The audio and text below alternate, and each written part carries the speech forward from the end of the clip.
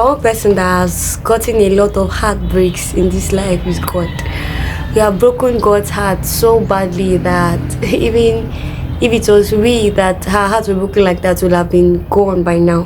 But God still loves us regardless of the heartbreaks, regardless of everything that we have done to him, regardless of what we've said to him, regardless of everything that has happened. He still loves us just the way we are, because it was out of love he gave us his only begotten son. So now in this video, I will just showing us some things about the love of God. I'll be explaining some things and talking about some things. So I'm sure this is a video you'd like to watch. So just subscribe. See that subscribe button that you're seeing. Just subscribe, comment, and share this video. Please like this video, comment to this video, because as you're liking and you're sharing and also commenting, it's reaching out to a number of people on this platform. So please subscribe, share, like, comment, do everything needful, and I'm very sure you've done that by now. Thank you. God bless. So God has gotten heartbreak. Yes, many breakups. You have broken God's heart a lot of times. He's heartbroken. He's been heartbroken. But do you know one thing? Or what still remains, or what still stands, is that he loves us. God loves us to a point that even when he doesn't look at our sins, he doesn't look at what we have done or that thing that we have committed. His blood has become that exchange, that even when he looks at us, he does not see us, he sees his blood on us. So that is why, despite everything, despite what you've done, despite how you've denied himself, despite how you've denied God, despite the fact that you've denied him, he still loves us regardless. He still loves you regardless. So what is that thing that is still keeping you there? I just came to tell somebody today that God loves you regardless of what you've done, regardless of the pit you are in, or regardless of the mess you are in right now. God loves you so much. We've said we want to do a lot of things to God. We want to do this. God, do this for me, and I will do this to you, and all that. But when that thing now eventually comes, we just keep God aside. We just keep him and just looks as if God does not exist. Well, he's hurt. He might be hurt. He's gonna be hurt because you made the promise to him. He's also human. He feels the same way with you. Yes, let me tell you, he feels the same way with you. If you think that God does not feel, he does not have feeling, I tell you, that's why Jesus Christ came home. He has feeling. He feels that pain. He knows that you were deep down in that situation. You were deep down in need of that thing, but decided to show up for you, and you promised God that you would do this thing. But now that thing has come, that stuff, everything has been reversed, or whatever it is. Now it's time for you to get to know this God better and give him back what you promised him. But no, you refused. You just sat there as if God did not help you. Hey, if you're in that shoes right now, better rise up, go and make up your promise, or go and make up that thing that you said you're going to do to God, or you will do with God. Stand up, go and do it, go and fulfill your promise, and I tell you, you've made him happy. And that scenario, and that thing that makes God heartbroken is we tell God that I'll pray later. Yeah, that later will come, but we'll end up doing other things, and we'll end up doing other things, and we'll take that place of him from us, or we'll not have the opportunity to pray or spend more time with him again, because other things have taken that place. So without God, I want to see when that time comes, do it.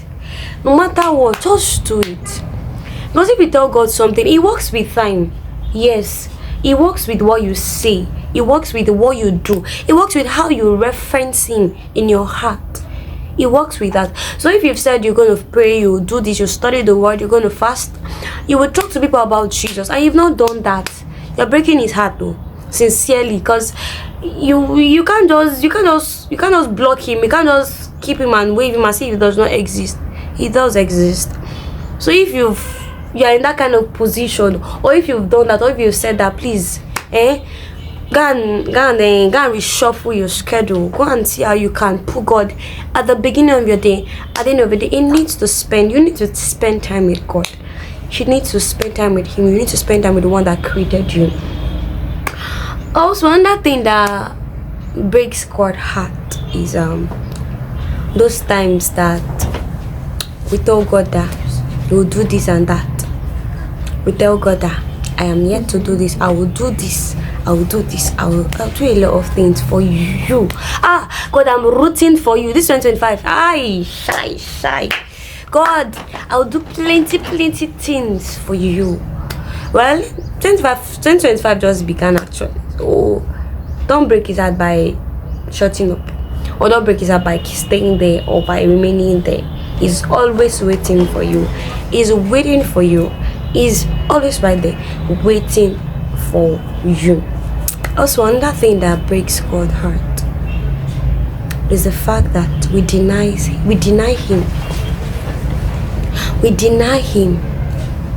And denial comes in a way that when Jesus is brought to your plate, when Jesus is brought to you, okay, come and see this Jesus.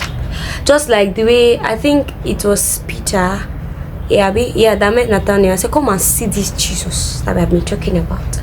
Come and see. When they bring Jesus to your plate, when they tell you about what he has done for you, how he can bring you out of that mess, that sin, that guilt, you say you are not ready to accept Jesus. Hey, you've broken his heart.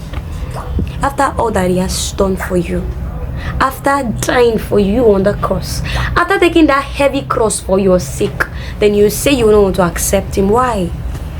Is it not worth your acceptance? Hey, it's not worth your love. I know we can't even quantify the love that God has for us. We can't even, our love for himself that we claim to love is not even quarter to the love that God has for us. So now we deny God, we deny him. Give a life to Jesus. I'm not ready. No, let me chop life first. Ma chop life. Ma enjoy life small. Is it your life? It's not your life. Ma enjoy life small. When I'm ready, when I feel like giving my life to Jesus, I would give my life to him. Really. Okay, because you think that you own your life. See, don't be like that that man in the Bible that when he told him to give, he said, now it's not time for me to enjoy what I've gotten, then I cannot give out what I've gotten. What God said, that night he died. He didn't even know that he will not meet the next day to enjoy the money that he had. So you think that you have a lot of time. Time is not on your side. You don't know what life, we don't know what holds you, what's going to happen to you in the next few minutes. You don't know. You don't have your life in your hand. You think you have your life in the palm of your hand. It's only God that has your life in his hands. So if he tells you that you are leaving this world today, you will die. So you think that doing what you feel like is life. No, it's not life. It's coming to Jesus that is life. That is life. And that's life. So if you've not made Jesus the Lord of your life and the Master of your life, this video is for you. If you've not made Jesus the Master, the King, your Lord, your Savior, you are sitting out there watching this video, make up your mind right now as you're listening to this. Make up your mind to make Jesus the Lord of your life. Make up your mind now to make him the Lord of your life and the Master of your life. And you're not going to regret this new life that you will receive. So don't deny Jesus in your heart. He's always coming. He's coming. He's knocking at the door of your heart, but you've been shutting him out. It's time for you to open the door of your heart to him. It's time for you to let him in. It's time for you to allow him be the Lord and the Master of your life, and watch how things will change for you. And watch how things will work out for you. And I pray that the Lord will help us. May your eyes be open to see how much God loves you, and to see how merciful he is, and is willing to forgive you at everything. So rise up from your sin. Rise up from that thing. Rise up from that guilt that you think you are in. Rise up from it and go to Jesus. Go to his feet. Make him the Lord and the Master of your life. And I pray the Lord Almighty will strengthen you and bless you and grant you the grace that you need to stay with him and not to deny him at any time. In Jesus' name. Thank you so much for staying by. Thank you so much for staying till the end. God bless you. See you in my next video. Bye.